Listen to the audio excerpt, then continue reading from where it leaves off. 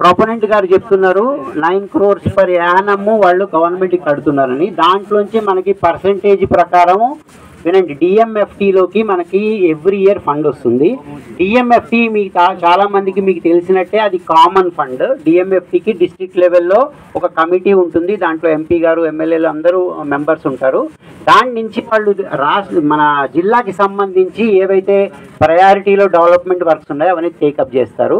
మన అంతారం గ్రామంకి ఏమొచ్చిందని మీరు అడిగారు కాబట్టి దానికి నేను డీటెయిల్స్ కూడా తెప్పించాను. ఇది ఎంపీడీఓ గారు మనకి స్పెషల్ ఆఫీసర్ ఉన్నారు కాబట్టి మీ గ్రామ పంచాయతీ సెక్రటరీ నుంచి మేము వివరాలు తెప్పించడం జరిగింది.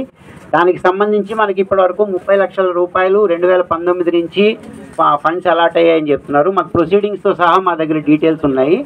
దాంట్లో ఒక సీసీ రోడ్ని మైసమ్మ టెంపుల్ దగ్గర నుంచి అంతారం గ్రామంలో జీపీ వరకు 5 లక్షలుగా విలువతోటి చేశారు. తర్వాత ఒక్కసారి వినండి ప్లీజ్, మీరు అడిగిన దానికి సమాధానం చెప్తున్నప్పుడు వినాలి. అలాగే కే విఠలయ్య ఇంటి దగ్గర ట్రాన్స్ఫార్మర్ దగ్గర నుంచి ఎన్ అంజయ్య గారి ఇంటి వరకు 5 లక్షలతోటి CC UGD underground development చేయడం జరిగింది. సార్ చెప్పనివ్వండి సార్, చెప్పనివ్వండి సార్. మైనింగ్ వాళ్ళ డబ్బులు అనట్లేదు, నేను మొదలు పెట్టడమే ఏమని చెప్పాను. అంతారం గ్రామంలో డిఎంఎఫ్టీ అంతారం గ్రామంలో మైనింగ్ చెయ్యడం వల్ల మీ గ్రామంకి డిఎంఎఫ్టీ నుంచి వచ్చినదే చెప్తున్నాను నేను. డిస్ట్రిక్ట్ మినరల్ ఫండ్కే జమ అవుతాయి, అందులో కామన్ ఇష్యూస్ వస్తాయి సార్. దీంట్లో ప్రత్యేకంగా అంటే మీకు మైనింగ్ ఉంది కాబట్టి కొంత ప్రత్యేకత ఉంటుంది.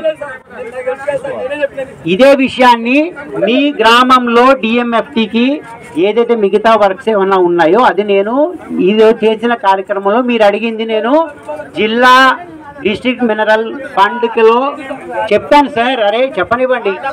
ఇంకొకటి ఎస్ అంతే, మీరు కాదు అన్నిటికీ సమాధానం చెప్పాలి. ఎస్, మీ పబ్లిక్ ఒపీనియన్ మీరు వద్దన్నారు అన్నది కూడా చెప్పాను. మీరు వద్దన్నారు అన్నది కూడా నేను చెప్పే మీరు అడిగిన దానికి సమాధానాలు చెప్తున్నా. అంతే తప్పితే నేను అటు వాళ్ళ వైపు ఉండను ఇటు మీ వైపు ఉండను. నేను ఒక అధికారిని. నేను మీరు చెప్పినవన్నీ నమోదు చేసుకున్నాము. మీకు గ్రామానికి ఏం నష్టాలు జరుగుతున్నాయో అన్నీ నమోదు చేసుకున్నాము. మీరు మా గ్రామంకి ఏమీ జరగలేదు అన్నారు కాబట్టి నా దగ్గర ఏవైతే వివరాలు ఉన్నాయో అవి చెప్పాను. అది చెప్తూ మీరు ఏదైతే తెలియజేశారో దాన్ని కలెక్టర్ గారికి ప్రభుత్వానికి ఉన్నది ఉన్నట్టు తెలియజేస్తాము అని తెలియజేస్తున్నాను.